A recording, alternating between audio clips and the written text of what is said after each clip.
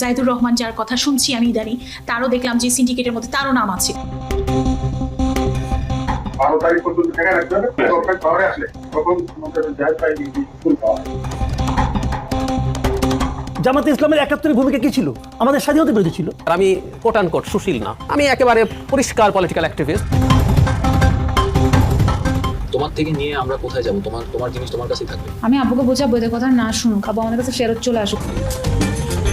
তারিখ পর্যন্ত ঢাকা রাখতে হবে, গভর্নমেন্ট পাওয়ারে আসলে তখন আমাদের জাহিদ ভাই ফুল পাওয়া। পুলিশ ওয়েট করতেছে যে আমাদের কিছু দেখায় না কোথাও। কল রেকর্ডটি ইউরোপিয়ান ইউনিভার্সিটি অব বাংলাদেশের একজন শিক্ষার্থীর সাথে বিশ্ববিদ্যালয়ের সাবেক চেয়ারম্যান এবং পলাতক আওয়ামী দোসর মকবুল খানের কথোপকথনের। কল রেকর্ডে একজনের নাম বলছেন যিনি সোশ্যাল মিডিয়াতে পরিচিত মুখ, ডাক্তার জাহিদুর রহমান। সেই সাথে তিনি এখন স্বঘোষিত বিএনপি নেতাও বটে। আমি 12 তারিখের পরে ওদের ঘটনার সারসংক্ষেপ বুঝতে হলে একটু পিছন থেকে শুরু করতে হবে। মাসখানেক আগে একটি অনুসন্ধানী প্রতিবেদন প্রকাশিত হয় 15 মিনিটসে। সেই অনুসন্ধানে উঠে আসে কিভাবে টকশো বক্তা জাহিদুর রহমান এবং ইউটিউবার মাসুদ কামাল সাবেক ছাত্রলীগ নেতা মঞ্জুরুল আলম পান্নাদের যোগ সদস্যে ফারজান আলম নামের এক দেহ ব্যবসায়ী মাঠ কাঁপিয়ে বেড়াচ্ছেন। দেহ ব্যবসায়ী ফারজান আলমকে ব্যবহার করে হানি ট্র্যাপের মাধ্যমে সমাজের উচ্চবিত্ত এবং প্রভাবশালী ব্যক্তিদের ব্ল্যাকমেল করা হয়। সেই সাথে এই চক্রটির মানুষকে ব্ল্যাকমেল করে কোটি কোটি টাকা হাতিয়ে নেওয়ার প্রসঙ্গ উঠে আসে সেই প্রতিবেদনে। 15 মিনিটসের অনুসন্ধান থেকে জানা যায় ব্ল্যাকমেল চক্রের সাথে জড়িত ডক্টর জাহিদুর রহমান বেসরকারি বিশ্ববিদ্যালয় ইউরোপিয়ান ইউনিভার্সিটি অব বাংলাদেশের সাবেক চেয়ারম্যান মকবুল আহমেদ খানকে ট্র্যাপে ফেলে দখলবাজিতে মেতে ওঠে মাসুদ কামাল জাহিদুর রহমানের নেতৃত্বে একটি চক্র। 15 মিনিটসের অনুসন্ধানী প্রতিবেদনটি প্রকাশের পর আরও ভয়াবহ রূপে মাঠে নেমেছে সেই চক্রটি।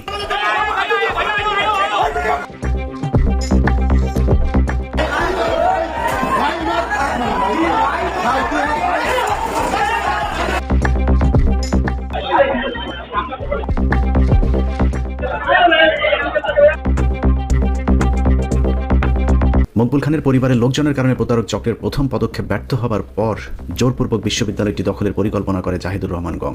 বিশ্ববিদ্যালয়ে কয়েক দফা হামলা চালিয়ে আতঙ্ক সৃষ্টি করে অবশেষে সন্ত্রাসীদের দ্বারা পুরো বিশ্ববিদ্যালয়টি এখন তাদের দখলে নেওয়া হয়েছে। বৈধভাবে যারা এখন বিশ্ববিদ্যালয়টির মালিক তারা শুধুই খাতা কলমে মালিকানা ভোগ করছেন। গত 27 তারিখে ক্যাম্পাসে ঘটে যাওয়া সহিংসতায় আমি আক্রমণের শিকার। আমার উপর ব্যাট দিয়ে আক্রমণ করে ল ডিপার্টমেন্টের ইমরান হোসেন জয়। সে আমাকে ব্যাট দিয়ে সজোরে আঘাত করে। 2 তলায় আমাদের ভার্সিটির 2 তলায় আমি তখন দাঁড়িয়েছিলাম। হুট করে ইমরান হোসেন জয়, সে ভার্সিটির রাষ্ট্রীয় স্টুডেন্ট, সে লোহার বেসবল ব্যাট দিয়ে আমার উপর আঘাত করে। আমি হুট করে কিছু বুঝতে পারিনি। এই হামলায় বিশেষভাবে জড়িত ছিল ইমরান হাসান জয়, অন্য ডিপার্টমেন্টের সামির, ল ডিপার্টমেন্টের মেহেদি। তাদের মূল উদ্দেশ্য ছিল ভার্সিটিকে বেআইনিভাবে দখল করা। তারা তাদের আধিপত্য বিস্তার, দখল করে রাখা, সাধারণ শিক্ষার্থীরা যেন মুখ না খুলতে পারে তাদের অন্যায়ের বিরুদ্ধে। এই জন্য তারা একটা মিথ্যা বানোয়াট বানাচ্ছে যে আমি শিবিরের পোস্টেড নেতা, আমার আসলে রাজনৈতিক সম্পৃক্ততা নেই। এদের পিছনে যে মদতদাতা রয়েছে আমরা চাই তাদেরও দ্রুত বিচারের আওতায় আনা হোক এবং কঠোর বিচার করা হোক এদের। আমি এই হামলার তীব্র প্রতিবাদ ও নিন্দা জানাই এবং তাদের সর্বোচ্চ বিচারের দাবি জানাচ্ছি। বিএনপির চেয়ারপারসন তারেক রহমানের ঘনিষ্ঠ এক ব্যক্তির নাম ভাঙিয়ে জাহিদুর রহমান আরজেএসসিকে চাপ প্রয়োগ করে বিশ্ববিদ্যালয় পরিচালনার একটি ভুয়া বোর্ড গঠন করেছেন। মজার বিষয় হলো ওই বোর্ডের সেক্রেটারি হিসেবে যাকে রাখা হয়েছে সেই ফারজানাকেই জাহিদুর রহমান এবং মাসুদ কামালেরা হানি ট্র্যাপ হিসেবে ব্যবহার করেছিলেন বিভিন্ন জায়গায়। আরজেএসসির যোগসাজশে বানানো ভুয়া ওই কমিটির হাতে ভার্সিটির নিয়ন্ত্রণ নিতে স্থানীয় বিএনপির কিছু চিহ্নিত সন্ত্রাসীদের ব্যবহার করেছে জাহেদ মাসুদ কামালেরা।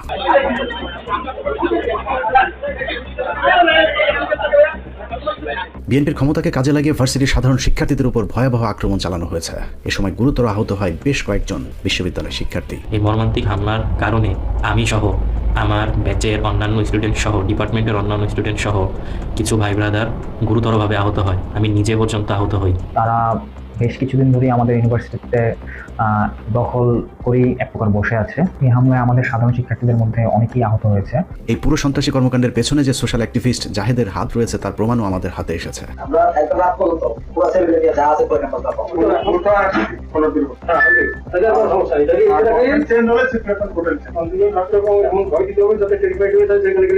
আমাদের হাতে আসা একটি অডিও রেকর্ড থেকে জানা যায় আগামী 12 তারিখের নির্বাচন পর্যন্ত ভার্সিটি দখল করে রাখতে মকবুলকে নির্দেশ দেন জাহিদুর রহমান। সংসদ নির্বাচনের পর বিএনপি সরকার গঠন করলে ভার্সিটির নিয়ন্ত্রণ পুরোপুরি নিজেদের হাতে নেবেন বলে মকবুলকে আশ্বস্ত করেছেন জাহেদ। 12 তারিখ পর্যন্ত ঢাকা রাখতে হবে, গভর্নমেন্ট পাওয়ারে আসলে তখন আমাদের জাহিদ ভাই ফুল পাওয়া। পুলিশ ওয়েট করতেছে যে আমাদের কিছু দেখায় না কোথাও।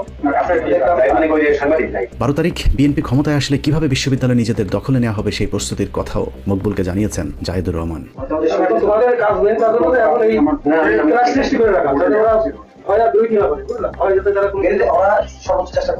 এর আগে 15 মিনিটসের অনুসন্ধানী প্রতিবেদনটি প্রকাশের পর দাবার ঘুটি মকবুলকে নিয়ে নিজের ইউটিউব চ্যানেলে একটি ভিডিও আপলোড করেন হানি ট্রাপ ব্যবসায়ী মাসুদ কামাল। আমার বিশ্ববিদ্যালয়ে যে প্রবলেম চলতেছে তার মধ্যে আপনাকে জড়িত করার বিষয়ে আমি আসলেই আপনার কাছে ক্ষমা প্রার্থী। মাসুদ কামালের সেই ভিডিও নিজের সোশ্যাল মিডিয়াতে শেয়ারের পাশাপাশি নিজেও পৃথক আরেকটি ভিডিও নিজের ব্যক্তিগত ইউটিউব চ্যানেলে প্রকাশ করেছেন আরেক হানি ট্রাপ ব্যবসায়ী জাহিদুর রহমান। একটি বেসরকারি বিশ্ববিদ্যালয় ইউরোপিয়ান ইউনিভার্সিটি অফ বাংলাদেশের সাথে আমার নাম জড়িয়ে কিছু কথা হয়েছে। দুজনেই তাদের ভিডিওতে মকবুল আহমেদকে ব্যবহার করেছেন। হানি ট্রাপের শিকার মকবুলের পক্ষে সোশ্যাল মিডিয়াতে এই চক্রের শিখিয়ে দেওয়া বক্তব্যের বাইরে যাবার কোনো উপায় ছিল না। আমি যা শুনছি যে ওনার একটা বড় ধরনের অ্যামাউন্ট দিছে, কোন একটা করে দিছে। মাসুদ কামালের সাথে আলোচনায় যুক্ত হয়ে মকবুল আহমেদকে অনেক অভিযোগ নিয়ে কথা বলতে দেখা গেছে। মাসুদ কামালের এক প্রশ্নের উত্তরে কোনো ধরনের তথ্য প্রমাণ ছাড়া মকবুল বলেন 15 মিনিটস অনুসন্ধানী প্রতিবেদনটি প্রকাশের জন্য আমাকে নাকি 1 কোটি টাকা ঘুষ দিয়েছে মকবুল খানের ছেলে। এর পিছনে একটা বড় ধরনের অঙ্ক 1 কোটি 1.5 কোটি টাকা খরচ করেছে। আর ইলিয়াস এই নাম আমি জীবনে প্রথম তাকে দিয়ে একেবারে ভুয়া একটা করেছে। আজগুবি আজগুবি মানে আপনি বলতে চাচ্ছেন যে টোটাল কাহিনীটাই আজগুবি কাহিনী,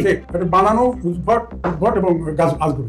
একইভাবে ছেলের বিরুদ্ধে জমি দখল, ভার্সিটির পদ দখল, শেয়ার কারসাজি, ব্যক্তিগত নির্যাতন এবং মামলা প্রসঙ্গেও মকবুলকে মিথ্যাচার করতে উৎসাহ দেন মাসুদ কামাল।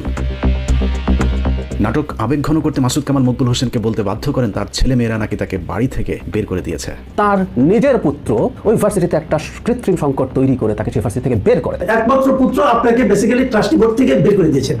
মানে আপনি কি আপনার নিজের বাসায় এখন থাকেন না? আমি আমার বাসায় থাকি না। এসব অপপ্রচারের প্রেক্ষিতে আমাদের পক্ষ থেকে মকবুল আহমেদের সাথে বারবার যোগাযোগ করা হলেও তাকে পাওয়া যায়নি।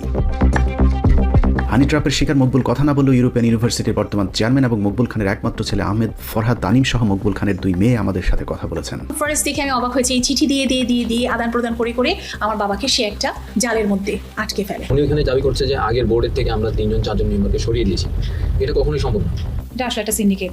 ফরজান আলম, জায়েদুর রহমান এবং মুন্না, পাখি, এরকম আরো অনেক কিছু। মাই রাইট অ্যাবাউট নাও মাই চাচা অ্যাজ ওয়েল, মঞ্জু। মাসুদ কামালের ইউটিউব চ্যানেলে মকবুল আহমেদের করা অভিযোগের বিষয়ে প্রথমেই কথা হয় মকবুল আহমেদ খানের ছেলে এবং ইউরোপিয়ান ইউনিভার্সিটির বর্তমান চেয়ারম্যান ফরহাদ তানিমের সাথে। তিনি বলেন একজন নারীকে কাজে লাগিয়ে জাহেদ, মাসুদ কামাল গং তাদের পরিবারে অশান্তি তৈরি করেছেন। অনেকে বলে ওনার সাথে আমার বাবার কিছু অবৈধ সম্পর্ক ছিল এবং আমরা এতগুলো চিঠি পাই ওনার লেখা, আমার বাবাকে দেয়া চিঠিগুলোতে উনি বিভিন্ন সময় বিভিন্নভাবে আমার আব্বাকে মানে ইনফ্লুয়েন্স করার চেষ্টা করেছেন বিভিন্নভাবে। ওনাকে মানে উনি অসহায় এরকম বলতে চেয়েছে, উনি বলতে চেয়েছে আমাকে সমাজ গ্রহণ করছে না তোমার জন্য। ওনাকে যে আসলে মিসগাইড করলো এই মহিলাটা, ওনার চিঠিগুলো পড়লে আপনি বুঝবেন ওনাকে আসলে দীর্ঘদিন ধরেই উনি একটা ধোয়ার মধ্যে রেখেছে। এমন একটা অবস্থা হয়ে গেছে যে মানে আমার কাছে কষ্ট লাগে যে এই মহিলা বা তার হাজব্যান্ড নিয়ে ঘুরে। এটা কেমন হাজব্যান্ড যে তার ওয়াইফকে সে আমার বাবার সাথে এইভাবে লাগিয়ে দিয়েছে। ওনারা যেটা করছে ওনাকে এমনভাবে মোটিভেট করে রাখছে, এমনভাবে একটা রং ইনফ্লুয়েন্সের মধ্যে ওনাকে রাখছে যে কোনোভাবেই আর ওনাকে আমরা ফেরত আনতে পারছি। তানিমের বাবা মকবুল খান ইউটিউবার মাসুদ কামালের চ্যানেলে আমাদের বিরুদ্ধে 1 কোটি টাকা চাঁদার যে দাবি করেছেন সেই বিষয়টিও অস্বীকার করে প্রমাণ দেখানোর চ্যালেঞ্জ ছুড়ে দিয়েছেন ফরহাদ তানিম। আসলে আমাদের কয়েক কোটি টাকা ইলিয়াস হোসেন সাহেবকে তো ফার্স্ট অফ অল আমি চিনতামই না। আমি পরে এটা জানতে পারি। আমি আসলে জাহিদুর রহমান সাহেবকে চিন্তা করি, উনি আমাকে খুবই ঝামেলা দিয়েছে আমাদের সবাইকে। টাকা দিয়ে যদি এত সহজেই সব করা যায় তাহলে আমার ফাদারের কাছে অনেক টাকা আছে। আর আমরা টাকা দিব ইলিয়াস হোসেন সাহেবকে তো আমরা ওইভাবে জানতামই না। ওনাকে আমি কোথা থেকে টাকা দিব? তো আমার কাছে ভালো লেগেছে ইলিয়াস হোসেন সাহেব যে 15 মিনিটস প্রোগ্রামটা করেছে, উনি কিন্তু প্রত্যেকটা জিনিস প্রত্যেকটা কথার সাথে উনি কিন্তু একটা প্রমাণ দিয়েছেন বা উনি অন্তত একটা কিছু উনি পেশ করেছেন। কেউ যদি এটা চ্যালেঞ্জ করে তাহলে সে আসুক, এসে এটাকে চ্যালেঞ্জ করুক যে উনি কথাটা বলেছেন এটা ভুল কথা, তো এটা কেউ মিথ্যা প্রমাণ করুক। তো এই চ্যালেঞ্জ কিন্তু ওনারা কেউ করেন নাই। কিন্তু আমি যদি ইলিয়াস হোসেন সাহেবকে টাকা দিয়ে থাকি, ওনারা যদি এটা এইভাবে করে বলছেন, ওই প্রেক্ষিতে ওনারা এই কথাটা বলছেন যে আমি হয়তো টাকা দিয়েছি, যেহেতু ওনাদের বিষয়টা এসেছে আগের রিপোর্টে আমি তো দেখেছি। তো ওনারা যেহেতু বলছে আমি যেমন প্রমাণ দিতে পেরেছি, তাহলে ওনাদেরকে আপনাদের বলা উচিত ওনারা প্রমাণ দেখ আমি যে কয়েক কোটি টাকা দিয়েছি বা 1 কোটি টাকাও যদি দিয়ে থাকি বা আমি যদি 10 টাকাও দিয়ে থাকি, সেটার যদি কোথাও কোনো প্রমাণ থাকে, এটা তো একটা বড় অঙ্কের টাকা, রাতের অন্ধকারে তো আর দেওয়ার সম্ভব হবে না। তো প্রমাণ যদি কেউ দেখাতে পারে আমি মেনে নিব আমি টাকা দিয়েছি। হ্যাঁ, 24-এর 5 আগস্টের পর ভার্সিটির সাধারণ শিক্ষার্থীদের আন্দোলনের মুখে চেয়ারম্যানের পদ থেকে পদত্যাগ করতে বাধ্য হন মকবুল হোসেন। পরে অন্য বোর্ড মেম্বার এবং শিক্ষার্থীদের চাওয়ার প্রেক্ষিতে ভার্সিটির চেয়ারম্যানের পদে বসেন মকবুল খানের পুত্র ফরহাদ তানিম। অথচ মাসুদ কামালের আলোচনায় যোগ দিয়ে মকবুল বলেন তার ছেলে তাকে জোরপূর্বক সরিয়ে দিয়ে চেয়ারম্যানের পদে বসেছেন। 5 আগস্টের পর আমি যখন এখানে যাই, তো তখন একটা আমরা যে কোনোভাবে আমাকে এখানে যারা শিক্ষক ছিলেন, যারা শিক্ষার্থী ছিলেন, তারা আন্দোলন করে আমার ফাদারকে এখানে সরিয়ে দেওয়ার পরে আমাকে ওনারা চেয়ারম্যান হিসেবে এখানে বসানোর পরে আমি একটা দল দেখি বলতেছে যে ওনার বৈধতা কী। তো এরপরে আমি এটা নিয়ে একটু স্টাডি করা শুরু করলাম যে ওনারা আসলে কী বলতে চাচ্ছে। তখন আমি দেখলাম যে ট্রাস্টি বোর্ডটার মধ্যে কিছু ঝামেলা আছে। তো আমি ট্রাস্টি বোর্ডটাকে নিয়ে কাজ করা শুরু করতে যে আমি দেখলাম যে আমার ফাদার আপনার 15 সাল থেকে ভিসি ছিলেন, ভাইস চ্যান্সেলর ছিলেন ইউনিভার্সিটি। উনি যখন ভিসি হন তখন উনি ট্রাস্টি বোর্ড থেকে পদত্যাগ করেন। নিয়ম হচ্ছে যে ইউনিভার্সিটিতে কোনো পজিশনে বা পোস্টে থাকলে উনি ট্রাস্টি বোর্ডে থাকতে পারবেন না। ট্রাস্টি বোর্ডের কেউ ইউনিভার্সিটির কোনো কিছুর সাথে জড়িত থাকতে পারবে না, তারা সব কিছু পরিচালনা দেখাশোনা করবেন। তো উনি যখন ভিসি হলেন তখন তো উনি স্বাভাবিকভাবে পদত্যাগ করলেন, ট্রাস্টি বোর্ডে উনি ছিলেন না। তো 15 সালের পর থেকে আর উনি ট্রাস্টি বোর্ডে ঢুকতে পারেননি। এর মধ্যে বেশ অনেক ওই ফারজানা আলম এবং ওনার অ্যাসোসিয়েটদের দ্বারা ওনারা অনেক রকম অনিয়ম দুর্নীতি এখানে করেন, যেই কারণে কিন্তু এখানে একটা মানে আস্তে আস্তে করে একটা আনরেস্টের সৃষ্টি হয়। এবং ওনাকে সরিয়ে দেওয়ার জন্য কিন্তু ইউজিসি থেকেও আমাদের ইউনিভার্সিটিতে 2022 সালে একটা কমপ্লেন লেটার সাবমিট করা হয়। একটা তদন্ত করে তারা এখানে উল্লেখ করে দেয় যে ওনাকে অতি সত্বর ট্রাস্টি বোর্ডের থেকে সরানো হবে এবং উনি ভাইস চ্যান্সেলরও কখনো হতে পারবে না। মাসুদ কামালের আলোচনায় যোগ দিয়ে মকবুলকে বলতে শোনা যায় ঢাকার শ্যামলীর একটি পারিবারিক জায়গা জোর করে নিজের নামে লিখে নিয়েছেন তার পুত্র ফরহাদ তানিম। তবে ফরহাদ জানিয়েছেন ওই জমি শুরু থেকেই তার নামেই নথিভুক্ত ছিল। এই জায়গাটা তখন আমার নামে রেজিস্ট্রি করা হয়। এই জায়গাটা কখনোই আসলে ইউরোপিয়ান ইউনিভার্সিটির নামে রেজিস্ট্রেশন ছিল না, জাস্ট কার্যকলাপ শুরু করার জন্য প্রাথমিকভাবে একটা ডিড করা হয়েছিল, এর বাইরে কিছুই না। আর এইটা যে সত্যি কথা বলতে যে এইটা উনি আমার নামে লিখে দেয়, এটা এমন না যে আমি জালিয়াতি করে, এটা তো আসলে সম্ভব না। উনি আমার নামে এটা করে দেয় এবং এটারও প্রমাণ আছে। ওনাকে খুব মিসগাইড করছে একটা গ্রুপ, খুব সাংঘাতিকভাবে। তো ওনারাই হয়তো ওনাকে বুদ্ধি দিয়েছে, যেটা তো ইউরোপিয়ান ইউনিভার্সিটির নামে ছিল, তাহলে এটা ওর নামে চলে গেল কেন? এই জিনিসটা নিয়ে ওনারা আর কি হেনস্থ করা এক ধরনের, আমাদেরকে ওনারা প্রতিনিয়তই এভাবে হেনস্থ করছে। তো এটা এক ধরনের আমাদেরকে একটা হেনস্থ করা, এছাড়া আর কিছুই না। যেই ফারজান আলম নামের দেহ ব্যবসায়ীর সাথে অন্তরঙ্গ ভিডিও করিয়ে মকবুল হোসেনকে জিম্মি করা হয়েছিল, ওই নারীর সাথে তার বাবার কোনো বৈধ সম্পর্ক নেই বলেও সাফ জানিয়েছেন ইউরোপিয়ান ইউনিভার্সিটির বর্তমানে চেয়ারম্যান। আমাদের কোনো সমস্যা ছিল না, আমরা এটা অ্যাকসেপ্ট করে নিতাম একটা লিগ্যাল রিলেশনশিপের মধ্যে উনি যদি যেতেন। কিন্তু একটা ইলিগাল রিলেশনশিপের মধ্যে থেকে উনি ওনাকে দিয়ে এই সমস্ত রং কাজ করাচ্ছে এবং একটা ফ্যামিলিকে ধ্বংস করে দিচ্ছে, ভেরি আনফর্চুনেট। আমরা খুবই এটা নিয়ে আমরা খুব যন্ত্রণার মধ্যে আছে, আমরা ভালো নাই। মাসুদ কামাল জাহেদ চক্রের ফাঁদে পড়ে বাবা ছেলের বর্তমান অনাকাঙ্ক্ষিত পরিস্থিতিতে মকবুল আহমেদের দুই মেয়ে ও ভাইয়ের পক্ষেই অবস্থান নিয়েছেন। ভাইয়াকে আব্বু নিজে ডাক দেয় যে তুমি আসো, তুমি এসে দেখো যে কি হচ্ছে। তখন ভাইয়া ফার্স্ট ঢুকলো। মকবুল আহমেদ খানকে জিম্মি করে জাহেদ মাসুদ কামালরা নিজেদের স্বার্থেই কৃত্রিমভাবে সংকট তৈরি করে বিশ্ববিদ্যালয়টি দখলের চেষ্টা করছেন এমন দাবি করে মকবুলের ছোট মেয়ে জানান, বিশ্ববিদ্যালয়টি এখন তার ভাইয়ের হাতে নিরাপদ, কারণ তার বাবাকে দায়িত্ব দেওয়া হলে পক্ষান্তরে এই বিশ্ববিদ্যালয়টি মাসুদ কামাল এবং জাহেদরাই দখল করে নেবেন। ওদেরকে আব্বু চায় আবার যে ওরা যাতে আবার ঢুকে, আব্বু এটা ডিরেক্টলি বলছে যে আব্বু আসলে আব্বু ওদেরকে নিয়ে আসবে। কিন্তু ওরা আমাদের ইনস্টিটিউশনটা at the end of the day এই ইনস্টিটিউশন বানাতে আব্বু যে টাকাটা খরচ করছে সেটা তো আমাদের উপরও খরচ করতে হতো। এখন ওরা ইউনিভার্সিটিকে পুরো ডুবাই দিচ্ছে, এটা আমরা কীভাবে মেনে নিই? তো ওদেরকে আমরা কিছুতেই রাজি না আনবো না, এটা নিয়ে আব্বু আমাদের সাথে রাগ। এই জন্যই আব্বু এসব কথা বলতেছেন, যারা কন্টিনিউ টাকা নিয়ে খালি খেয়েই গেল এবং আমাদের ইউনিভার্সিটিটা পুরো একেবারে নষ্ট করে, এত বড় ইনস্টিটিউশন স্টুডেন্টকে চিট করে ওরা নষ্ট করে ফেলছিল, তাদেরকে আমরা কোনো অবস্থাতে। একই রকম বক্তব্য দিয়েছেন মকবুল খানের বড় মেয়ে ঈশিতা শবনম খান। তিনি বলেন, বাবার পাশাপাশি তার ভাইকেও ফাঁসানোর চেষ্টা চলছে। মিথ্যা তথ্য ছড়িয়ে সিম্প্যাথি তৈরি করেছে জাহিদুর রহমান মাসুদ কামালের সিন্ডিকেট। মকবুল হোসেনের বড় মেয়ে জানান, তাদের বাবার সাথে পরিবারের কেউ কোনো অন্যায় করেনি, বরং তার বাবাকে বাধ্য করা হচ্ছে এসব উদ্ভট মিথ্যা বক্তব্য দিতে। এখানে সব প্রমাণিত যে আন্দোলন চলাকালীন আমার বাবা রিজাইন দিলেন এবং তারপরে আমার ভাইকে এখানে বসালেন। তো এখানে তো আমার ভাই নিয়ে যাওয়ার কোনো প্রশ্ন উঠছে না, ভাই তো নিয়ে যে কোথাও চলে যাচ্ছে না। ফারজানা আলম, যিনি নিজেকে ডক্টরেট ডিগ্রিধারী মনে করে, এবং এই মহিলার সাথে জড়িত আরও কিছু মানুষ আছে, মুন্না নাম, তারপরে আপনার দেখা যায় যে জাহিদুর রহমান, যার কথা শুনছি আমি ইদানি, তারও দেখলাম যে সিন্ডিকেটের মধ্যে তারও নাম আছে। তিনি কিন্তু অ্যাকচুয়ালি আমি যেটা বলবো যে তার কোনো ধরনের অবদান ইউনিভার্সিটিতে নেই, ছিল না। কিন্তু রিসেন্ট কিছু অ্যাক্টিভিটিস দেখে আমি বুঝলাম যে তিনি আমার বাবার সাথে খুব সুন্দর করে আমার বাবাকে প্ররোচিত করছে বিভিন্ন কথা বলে, বিভিন্ন সুন্দর সুন্দর কথা বলে। এবং আমার বাবাও দেখলাম কিছু কিছু ক্ষেত্রে তাকে কিছু টাকা পয়সা দিয়েছে, প্রায় 30 লক্ষ টাকার মতন তাকে দিয়েছে। এবং এইসব জিনিস সে করছে এই জন্য যে টাকাগুলি যাতে সে নিতে পারে এবং আগের মতন সেই যে অরাজকতা ছিল, এই যে বিভিন্ন ধরনের সমস্যা ছিল আমাদের ভার্সিটিতে, এই যে হুট করে টাকা পয়সা নিয়ে যেত, সেই একই জিনিস তারা আবার শুরু করার জন্য পাগল হয়ে গিয়েছে। মাসুদ কামাল জাহিদুর রহমান সিন্ডিকেট যে মকবুল খানকে ব্যবহার করেছে তার একটি প্রমাণও আমাদের হাতে এসেছে। পরবর্তীতে আমি জানতে পারি আমার ছেলে সেটাকে জাহেদ মাসুদ কামালের ঘনিষ্ঠ আইনজীবী সাবেক অ্যাটর্নি জেনারেল আসাদুজ্জামানের সহকারী আসমা খানম পাখির একটি অডিও রেকর্ড আমাদের হাতে এসেছে, যেখানে শোনা যায় মকবুলকে মামলার শুনানির জন্য মিথ্যা বয়ান শিখিয়ে দিচ্ছেন সাবেক অ্যাটর্নি জেনারেলের সহকারী আসমা খানম। আপনি ওখানে লেখছেন পদত্যাগপত্র সিগনেচার নেই, আপনি লেখবেন আমার কাছে একটা সাদা কাগজে সিগনেচার নেই। পরবর্তীতে আমি জানতে পারি আমার ছেলে সেটাকে পদত্যাগপত্র হিসেবে দাবি করে, সেই চেয়ারম্যান, ঠিক আছে, ওই টাকা লাগবে, আপনি বসতে পারবেন না,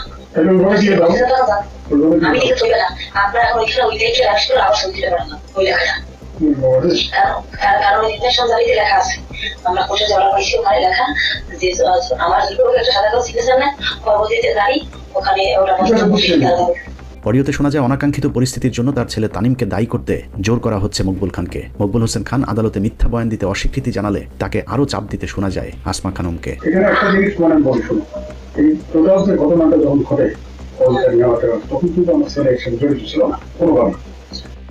আমার কথা শোনো, আমি মালিক না, আমার কথা শোনো, বাস্তবটা শোনো। এরপরে যখন আমি যাওয়া বন্ধ করে দিলাম, প্রায় 15 দিন পরে তারপরে সে যাওয়া শুরু করলে ওরা দেখলো যে সে তো যাওয়ার শুরু পরীক্ষায় শোনে, বুঝছো? এই তখন তারা ওর প্রশংসা করা শুরু করে। শোনেন, আমি যদি না যাই, আমি যদি রিলে না দিই, আমার বাবাকে কিছু করে যাওয়ার প্রশ্নই ওঠে না। ও তো সেই সময় ইউনিভার্সিটিতে দায়িত্বই না। আপনি ভালোবাসেন, আপনি বুঝেন আপনার কথা। ভালোবাসা না, আমি যেটা আপনাদের ব্যাপার, আপনার বাইরের ব্যাপার, আপনি দেখেন একটা কষ্টে জানেন না, যেটা বাস্তবে আপনি বোঝেন না, আমার বুঝেন আপনি করেন। আইনসম্মত করে করা, আমি সই করি। ওই আল্লাহ আমার কথা বোঝেন, এরা করেন না, ওই সে সব ঠিক আছে, ওই লেখা লাগবে খালি দরগুলো সাদা কাগজ দিতে চান না। মূলত মিথ্যা মামলা দিয়ে ফরহাদ তানিমকে ফাঁসাতে মকবুলকে দিয়ে তার বিরুদ্ধে একাধিক মামলা করিয়েছেন জাহেদের এই সিন্ডিকেট, যে কাজে সম্পূর্ণ সহায়তা করেছেন অ্যাটর্নি জেনারেলের অফিস। এর মধ্যে বেশ কিছু আছে যে আমাকে তো পার্সোনালি কিছু মামলা, আমার নামে মার্ডার কেসের মামলাও, হাসিনার সময় যে ওনার নামে যে মার্ডার কেসের মামলাগুলো ছিল সেগুলো তো আমাকে ঢুকিয়েছে। জুলাই 5 আগস্টের পরে যে মামলাগুলো হাসিনার নামে হয়েছে সেই মামলাতেও কিন্তু আমার নাম ঢুকানো হয়েছে 3টা মামলাতে অবৈধভাবে, যেহেতু আমি তো এটা কিছুই জানি না। ওনার সাথে যারা ওনাকে রংলি গাইড করছে তারাই হয়তো বলছে যে এগুলো তো বাংলাদেশে আসলে করাই যায়, টাকা পয়সা দিয়ে এইসব মামলার মধ্যে ঢুকানো যায়। তো আমি যেমন 145 নম্বর আসামি, একটাতে কোনোটাতে 62 নম্বর আসামি, এইভাবে করে আছি আর কি। সামাজিকভাবে সম্ভ্রান্ত পরিবারের মানুষ হয়েও একটি দুষ্ট চক্রের কাছে জিম্মি খান পরিবার। চরম বিভ্রান্তিকর একটি বিষয় নিয়ে নিজেদের অস্তিত্ব সংকটে পরিবারটি নিজেদের মুখ খুলতে বাধ্য হয়েছে। মকবুল আহমেদ খানের একটি ভুল পুরো পরিবারকে সামাজিকভাবে পথে নামিয়ে দিয়েছে। একদিকে পরিবার, ব্যবসা, অন্যদিকে নিজেদের সম্মান, উভয় সংকটে পড়ে দিক বিদিক ছুটছেন মকবুল খান। অন্যদিকে ভুল ক্ষমা করে দিয়ে বাবাকে আবারও ঘরে ফিরে আসার আবেদন করেছেন মকবুলের 3 সন্তান। তুমি এই ভুল থেকে বেরিয়ে আসো এবং অবশ্যই যদি পরিস্থিতি ভালো হয় আবারও তুমি তোমার সেই পজিশন ফিরে পাবে। এটা কোনো কঠিন কিছু না। তোমার থেকে নিয়ে আমরা কোথায় যাবো? তোমার জিনিস তোমার কাছেই থাকবে। তোমার কাছে থাকা মানে তো আমাদের কাছেই থাকা। একজন বাবা তার সন্তানদেরকে বুঝিয়ে দেয়, তো সন্তান তার বাবার থেকে জোর করে এটা কি নিয়ে যাবে, কোথায় নিয়ে যাবে? তুমি আমাদেরকে ভুল না বুঝে আমাদের সহযোগিতা করো, আমাদের সাথে আসো, ইনশাল্লাহ সব ঠিক হয়ে যাবে। আল্লাহ যদি চায় অবশ্যই সব ঠিক হয়ে যাবে। আমি আব্বুকে বোঝাবো এদের কথা না শুনুক, আব্বু আমাদের কাছে ফেরত চলে আসুক। আব্বু কেন মনে করে, কেন ওদের কথা শুনতেছে? আর আমার অসুস্থ বাবা, আমার বাবা এখন আসলে at the moment right now খুবই অসুস্থ, তার মানে সর্দি কাশি। যে ফেরত আসো, তোমার নাতি নাতকুররা তোমার কথা জিজ্ঞেস করে সারাক্ষণ, আমাদের লজ্জা লাগে তাদের কাছে যেতে, আমরা বলতে পারি না কিছু। তুমি ফেরত আসো, তুমি সুস্থ হও, তুমি সুন্দর করে আমাদের সাথে সময় কাটাও। তোমার এখন বয়স হয়ে গেছে, শেষ বয়সে তুমি যদি আমাদেরকে সময় না দাও, সারা জীবন তুমি ব্যস্ত ছিলা, তুমি সারা জীবন তোমার কাজ নিয়ে ব্যস্ত ছিলা, তুমি কখনো আমাদেরকে সময় দাও না, এখন অ্যাটলিস্ট সময় দাও আমাদেরকে। মকবুল আহমেদ খানের মতো এরকম আরো কত পরিবারকে ফারজান আলম, মাসুদ কামাল এবং জাহেদ কঙ্গেরা ধ্বংস করে দিয়েছে, তা হয়তো তাদের টকশোতে উঁচু গলায় গলাবাজির আড়ালেই থেকে যাবে। জামায়াতের আমির জনাব তারেক রহমানকে বিতর্কে আহ্বান জানিয়েছেন। এখন জনাব তারেক রহমানের কি এই প্রস্তাব গ্রহণ করা উচিত কিনা? উত্তর হচ্ছে কোনোভাবেই না। আমিরের সাথে ডিবেট করে তাকে জাতে তোলার কোনো দরকার জনাব তারেক রহমানের আছে বলে আমি মনে করি। জামাতে ইসলামের 71-এর ভূমিকা কি ছিল? আমাদের স্বাধীনতা বিরোধী ছিল। এখানে আমি তো 96 আওয়ামী লীগের ফ্যাসিবাদ আওয়ামী লীগ মনে করি না। আমি পেশায় ডাক্তার না, আমি ঘটনাচক্রে ডাক্তারি পাশ করেছিলাম। আমি কোট আনকোট সুশীল না, আমি একেবারে পরিষ্কার পলিটিক্যাল অ্যাক্টিভিস্ট। জামাতের ভোট আমার বিবেচনায় খুব বেশি হলে আপনার 7 থেকে 10% বাংলাদেশে। অন্যদিকে চোখের সামনে একটি পরিবারকে ধ্বংস করে দেয়া এরকম একটি চক্রকে আইনের আওতায় না এনে রাষ্ট্রের সর্বোচ্চ আইন কর্মকর্তার অফিস কিভাবে অনৈতিক কাজে যুক্ত হতে পারে সেটা নিয়েও প্রশ্ন উঠেছে। সেই সাথে প্রশ্ন উঠেছে আর কত মানুষের জীবন গেলে এদেশে আইনের শাসন প্রতিষ্ঠা হবে। অন্যদিকে একটি রাজনৈতিক দল ক্ষমতায় আসার আগে যদি তাদের নাম ভাঙিয়ে দখলবাজি চলতে থাকে তাহলে তাদের উপর মানুষ কিভাবে আস্থা রাখবে সেই প্রশ্ন থাকলো। আল্লাহ হাফেজ।